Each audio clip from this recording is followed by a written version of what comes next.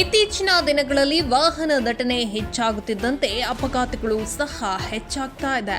ಅದರಲ್ಲೂ ಸಹ ಮುಖ್ಯವಾಗಿ ಸರಕು ಸಾಗಾಣಿಕಾ ವಾಹನಗಳು ರಾತ್ರಿ ಸಮಯದಲ್ಲೇ ಹೆಚ್ಚಾಗಿ ಸಂಚಾರವನ್ನ ಮಾಡ್ತಾ ಇದೆ. ತಡರಾತ್ರಿ ಆನೇಕಲ್ ತಾಲೂಕಿನ ಅತ್ತಿಬೆಲೆ ಸರ್ಜಾಪುರ ರಸ್ತೆಯಲ್ಲೇ ರಾತ್ರಿ ಬಿದಿರಗುಪ್ಪೆ ಕೆರೆಯಲ್ಲಿ ಬೃಹತ್ ಟಿಪ್ಪರ್ ಲಾರಿ ಸಂಪೂರ್ಣವಾಗಿ ಜಲ ಸಮಾಧಿಯಾಗಿರುವಂತಹ ಘಟನೆ ನಡೆದಿದೆ. ಇನ್ನು ಇಂದು ಬೆಳಗ್ಗೆ ವಿಷಯ ತಿಳಿದ ಕೂಡಲೇ ಸ್ಥಳಕ್ಕೆ ಅತ್ತಿಬೆಲೆ ಪೊಲೀಸರು ಭೇಟಿಯನ್ನ ನೀಡಿ ಪರಿಶೀಲನೆಯನ್ನ ನಡೆಸಿದ್ದು, ಅಗ್ನಿಶಾಮಕದ ದಳವು ನುರಿತ ಈಜುಗಾರರ ತಂಡದ ಸಹಾಯದಿಂದ ಮುಳುಗಿ ಹೋದ ಲಾರಿಯನ್ನ ಹಾಗೂ ಚಾಲಕರ ಮೃತದೇಹವನ್ನ ಜೆಸಿಬಿ ಮತ್ತು ಕ್ರೇನ್ ಸಹಾಯದಿಂದ ಹೊರ ತೆಗೆದಿದ್ದಾರೆ. 40 ವರ್ಷದ ಮಹೇಶ್ ಮೃತ ದುರ್ದೈವಿಯಾಗಿದ್ದು, ಚಾಲಕ ಮೃತದೇಹವನ್ನು ಆಕ್ಸ್ಫರ್ಡ್ ಆಸ್ಪತ್ರೆಗೆ ರವಾನಿಸಲಾಗಿದೆ.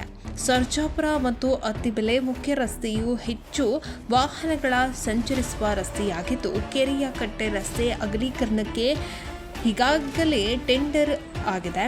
ಆದರೂ ಸಹ ಆರ್ಎನ್ಎಸ್ ಕಾಂಟ್ರಾಕ್ಟರ್ ರಸ್ತೆಯನ್ನ ಅಗಲೀಕರಣ ಮಾಡದೆ ನಿರ್ಲಕ್ಷ್ಯವನ್ನ ಮಾಡ್ತಾ ಇದ್ದು, ಇದರಿಂದ ಅಪಘಾತಗಳ ಸಂಖ್ಯೆ ದಿನದಿಂದ ದಿನಕ್ಕೆ ಹೆಚ್ಚಾಗ್ತಾ ಇದೆ. ಇನ್ನು ಲಾರಿ ಅಪಘಾತ ವೀಕ್ಷಿಸಲು ಸಾವಿರಾರು ಸಂಖ್ಯೆಯಲ್ಲಿ ಭಾಗವಹಿಸಿದ್ರಿಂದ ರಸ್ತೆ ದಟ್ಟಣೆಯನ್ನ ಮತ್ತು ಜನಸಮೂಹವನ್ನ ತಡೆಯಲು ಅತ್ತಿಬೆಲೆ ಪೊಲೀಸರು ಹರಸಾಹಸವನ್ನ ಪಡಬೇಕಾಯಿತು. ಆನೇಕಲ್ ತಾಲೂಕು ಅತ್ತಿಬೆಲೆ ಹೋಬಳಿ ಬಿದಿರುಪೆ ಗ್ರಾಮದಲ್ಲಿ ಬಿದಿರುಪೆ ಕೆರೆ ಮೇಲೆ ರಾತ್ರಿ 11 ಗಂಟೆಯಲ್ಲಿ 11:11:15 ಕಲ್ಲುವಿನ ಗಾಡಿ ಬಿದ್ದೋಗಿದೆ. ಅದರ ಡ್ರೈವರ್ ಸಮೇತ ಒಂದು ಕೆರೆ ಬಳಿಗೆ ಬಿದ್ದು ಒಂದು ಪ್ರಾಣ ಸಮೇತ ಡ್ರೈವರ್ ಸುತ್ತೋಗಿದ್ದಾನೆ. ಬೆಳಗ್ಗೆಯಿಂದ ಹಿಡಿದು ಇವಾಗ ಸುಮಾರು 2 ಗಂಟೆ ಆಗಿದೆ. ಪೊಲೀಸರು ಬಂದಿದ್ದಾರೆ. ಎಲ್ಲ ಬಂದು ನಮ್ಮ ಪಂಚಾಯತಿ ಕಡೆಯಿಂದ ಕ್ರೇನ್ ಕೊಡಿಸಿದ್ದೀವಿ, ಜೆಸಿಬಿ ಕೊಡಿಸಿದ್ದೀವಿ, ಎಲ್ಲ ಸೌಕರ್ಯ ಕೊಟ್ಟರು.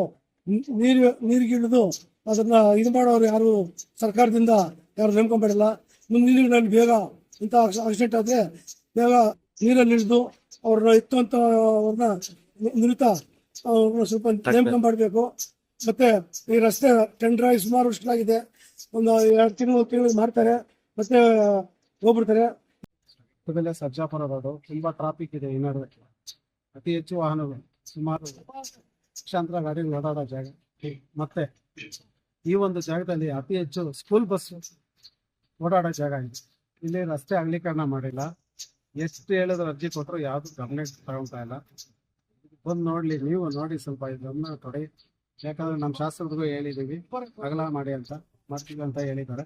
ಅದು ಇನ್ನೂ ಮಾಡಲಿಲ್ಲ. ಆದಷ್ಟು ಬೇಗ ಶೀಘ್ರ ಇದು ಮಾಡ್ತಾರೆ. ಈಗ ನೋಡಿ, ರಾತ್ರಿ ಸುಮಾರು 11:40 ಒಂದು ಟಿಪ್ಪರ್ ಗಾಡಿ ಬಂದು ಕೆರೆ ನೀರಲ್ಲಿ ಬಿದ್ದಿದೆ. ಸುಮಾರು ಒಂದು 25-30 ಅಡಿ ಹಳ್ಳ ಇದೆ ಕೆರೆ. ಇದರಲ್ಲಿ ಸ್ಕೂಲ್ ಬಸ್ಸು, ಈ ಬಸ್ಸುಗಳು ತುಂಬಾ